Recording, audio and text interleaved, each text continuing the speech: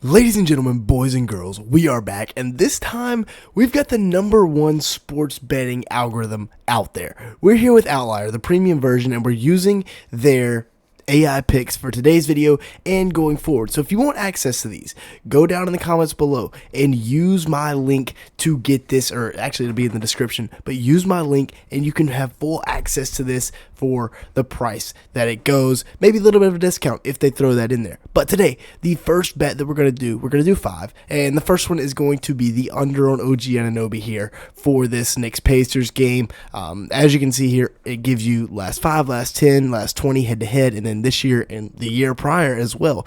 As you can see here, he's hit in 6 of the last 10 games at a 60% clip. He has hit this a few times, including game 6 against the Celtics and then the most previous game against Indiana. But at home, both games he was under it. It was a little sweaty, but he was under it. Indiana's defense, they're not fantastic against points. They're 17th, so kind of middle of the pack. But as you can see, the line here has moved up a little bit, kind of up and down. I like the under here. Second pick of the day is going to be Tyrese Halliburton over 21.5. As you can see, the EV likes this one. It's about 2.5% in the positive here. Now, yes, over his last 10 games, he's only 5 for 10, but he is 2 for 4 in this series and 1 of 2 in New York. Remember, 31 points in that first game and then only 14 in the second one. Yes, the Knicks ranked 9th in points per game, and then they are 20th in points to shooting guards, so that's something you like. No injuries really, but the insights here, actually can't show you that. But over his last 20 games, he's only hit this in 8 of 20. However, like I said, he's been hot lately, and if you look at the head-to-head, it's actually treating him pretty well, especially over these last 5 games, where he has hit this in 3 of his last 5. Now, yes, one of those is the Cleveland series, but still, I'm going to take this line for Tyrese Halliburton to go into the parlay. Next up is Karl Towns, and that is his rebounding. As you can see, the EV really likes this one. 4.85%, pretty solid right there. That is what you're looking for. Over his last 10 games, he's hit this in 7 of 10, including 3 of 4 versus the Pacers. The only one that he didn't hit was in game 2.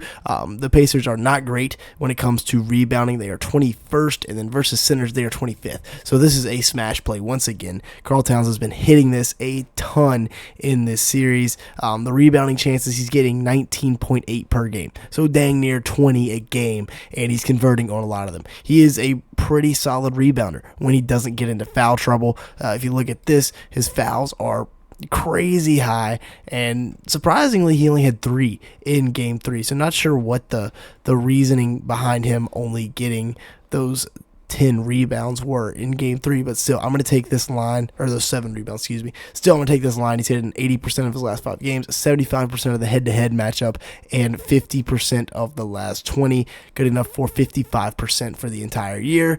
We're going to take this and hit it all day long, over 11.5. Next up is Jalen Brunson, the over on assists. The EV likes this one. Is not as high, but come back for the play of the day because we got a couple in the 6 to 7 EV range, which is smash plays right there. Over his last 5, yes, he's only hitting at 20% and only 40% over his last 10, but over the last 20, this is a really good looking line, including for the year 2025. Now, yes, they are pretty solid against assists as a whole, especially the centers, but if you click back over here to point guards, they're 22nd in assists versus the Pacers, so we're going to take that a lot. Potential assists have been pretty solid. I mean, he's getting about 13, 14 a game, except for game 1 and game 3 when they really cut him off. However, game 4 and game 2, he was dishing it out. So, it could go either way, but I really like this line here. Got 11 in game 1, in game 2, and then they kind of held him in game 3, which is what we just looked at. However, I'm still going to take this line at over 6.5. And then the final one we're going to look at, Pascal Siakam. It really likes this. The algorithm really, really likes this one.